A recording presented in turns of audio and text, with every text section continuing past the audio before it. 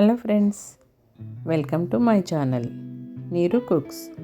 ఈరోజు పావ్ బాజీ చూద్దాం. ముందుగా వెజిటేబుల్స్ అన్నీ పెద్ద ముక్కలుగా తరిగి పెట్టుకోవాలి. క్యాప్సికమ్, టమాటో, క్యాలీఫ్లవర్ని హాట్ వాటర్లో ఉంచి తీసేయాలి. ఇవన్నీ వెజిటేబుల్స్ అన్నిటినీ కుక్కర్లో వేసి ఉడికించాలి.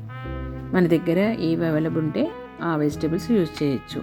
మెయిన్గా అయితే ఆలు, క్యారెట్, క్యాప్సికమ్, క్యాబేజీ ఇవి కావాలి.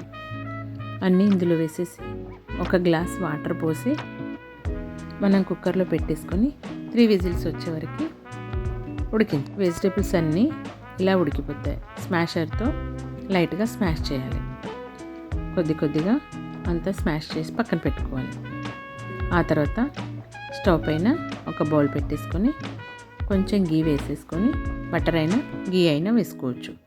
దాంట్లో ముందుగా సన్నగా తరిగి ఉంచుకున్న క్యాప్సికమ్, టమాటో, ఆనియన్, బఠానీ, స్వీట్ కార్న్ వీటన్నింటినీ వేసేసి లైట్గా ఫ్రై చేయాలి. ఇవన్నీ ఎందుకంటే చిన్న చిన్న ముక్కలుగా చేస్తే తినేప్పుడు పంట కిందకి వస్తే బాగుంటుంది టేస్ట్. కాబట్టి ఇవి కొన్ని చిన్న ముక్కలుగా చేసి పెట్టుకోవాలి. ఇంకా ఆనియన్, కొత్తిమీర సైడ్ డిష్గా వస్తుంది కాబట్టి పక్కన పెట్టేసుకోవాలి. ఇప్పుడు కాస్త పసుపు, 1 స్పూన్ ఉప్పు, 1 స్పూన్ కారం వేసేసుకోవాలి.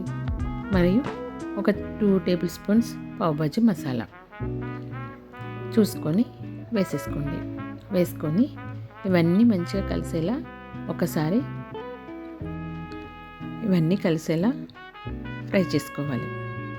ఫ్రై అయిన తర్వాత ముందుగా ఉంచుకున్న వెజిటేబుల్స్ వాటర్ ఉంటాయి కదా, ఆ వాటర్ను కొంచెం వేస్తూ కలపాలి.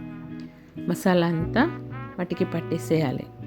కాస్త కొత్తిమీర కూడా వేసుకొని ఇంకా కొద్దిసేపు ఉడికించాలి.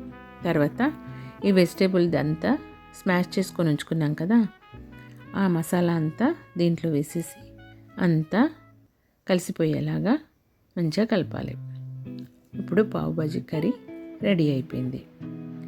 ఇప్పుడు మనం బ్రెడ్ రెడీ చేసుకుందాం. స్టవ్ పై ఒక పెనం పెట్టేసుకొని పావ్ భాజీ బ్రెడ్ తెచ్చుకోవాలి. ఈ బ్రెడ్ హాఫ్ వరకు కట్ చేసుకొని పెనం పైన కొంచెం బటర్ కానీ గీ కానీ వేసుకోండి. ఆ తర్వాత ఈ బ్రెడ్ను 2 వైపులా కాల్చాలి. సన్నని మంట పైన 2 సైడ్స్ కాల్చాలి. ప్లెయిన్గా కాల్చుకోవచ్చు, కొంచెం స్టఫింగ్ పావ్ భాజీ మసాలాను పెట్టి కూడా కాల్చుకోవచ్చు. ఇలా ఈ కాల్చుకున్న బ్రెడ్ని సర్వింగ్ ప్లేట్లోకి తీసుకోండి. పావ్ భాజీ రెడీ. చూడండి, మీరు కూడా చేసి ఎలా ఉందో నాకు కామెంట్ చేయండి.